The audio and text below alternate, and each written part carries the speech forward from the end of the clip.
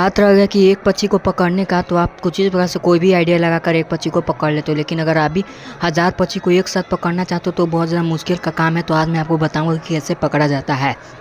तो अगर आप भी अपने मम्मी से बहुत ज़्यादा प्यार करते हो तो चैनल को सब्सक्राइब कर दीजिए और कमेंट में अपना नाम जरूर से लिख दीजिएगा कुछ इस प्रकार से। तो देखिए 1000 पक्षी को पकड़ने का बात रहेगा तो आपको पक्षी का एक नकली पक्षी एक बनाना होगा, जिसको ज़मीन पर रखना होगा और जिससे पक्षी उसे देखकर नीचे की ओर आएंगे और वहाँ पर बैठ जाएंगे, जिससे आप हज़ारों पक्षी को एक साथ पकड़ सकते हो। और